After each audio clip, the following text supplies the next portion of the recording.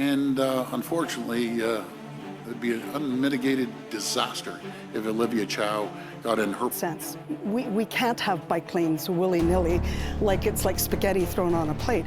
There has to be a balance, there has to be common sense. Olivia Chow was very clear, making sure that she's ready to tax Torontonians.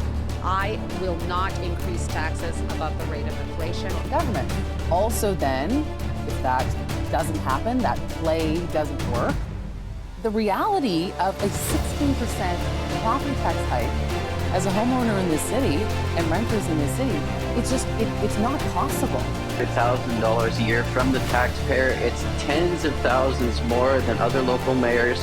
It's far more than the mayor of Hamilton, far more than the mayor of Mississauga. If only we had a good mayor! Good mayor! Mayor! Mayor! Mayor.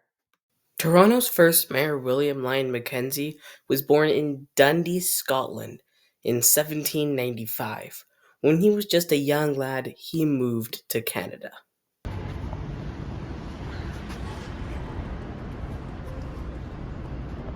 In 1837, William Lyon Mackenzie thought that it was finally time to break Canadians from British rule.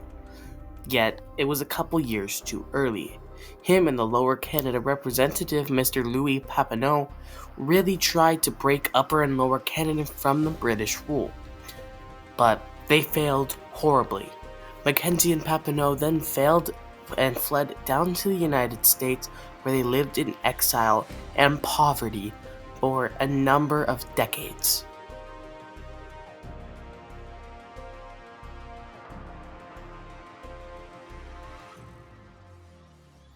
When Mackenzie fled to the United States, he had a $1 million bond on his head, wanted dead or alive. When seeking to the comfort of the United States, he spent his time with one of his close friends, Dr. John Kirk.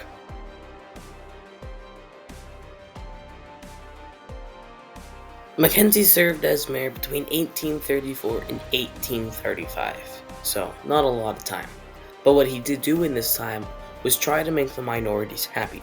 He was the type of guy whenever he saw discrimination, he would stomp on it. A lot of Irish Catholics immigrating into Canada were feeling horrible because of the loyalty to the British Crown.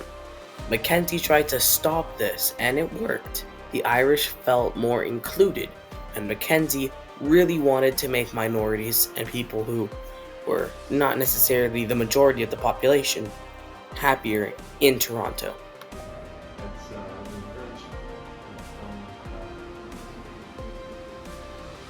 Mackenzie may be known to many historians as Toronto's first mayor, but in the heart of many newspaper boys, he will be recognized as the printing press guy, because he created one of the largest printing press newspapers in the entirety of Canada, with Mackenzie's newspapers, obviously.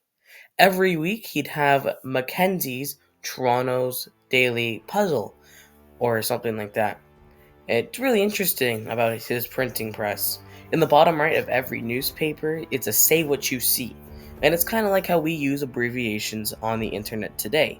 You would have to say what you see, and if it was a B, you'd say the word B. If it was a U, you say the word U. And you can get some very crazy, very cool things that you actually are saying. You can see here, the guys at the Mackenzie House were very, very nice. They let us put our name on a kind of like a newspaper thing here. For the Mackenzie House Museum. So the Mackenzie guys, the guys working there were very, very nice, and I recommend going there whenever you have time.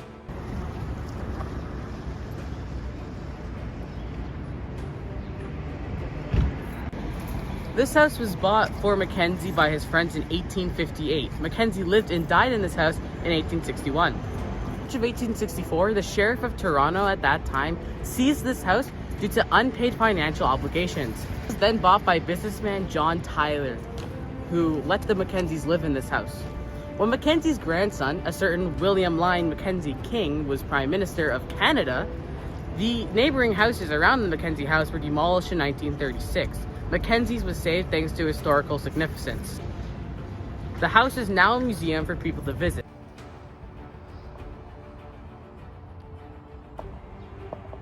When Mackenzie died at the age of 66 in 1861, he chose to be buried at the Toronto Necropolis Cemetery and Crematorium. And here is his grave. The first mayor of Toronto is buried right here where I'm standing. Mackenzie's official cause of death was listed as softening of the brain. Though Mackenzie never saw Canada Confederate, I'm sure Toronto's first mayor is smiling from above. And don't say this outside because to this day Mackenzie is still a very controversial figure. So I'll leave this up to you. Was Mackenzie a patriot that all he wanted to do was see Canada Confederate a couple years too early?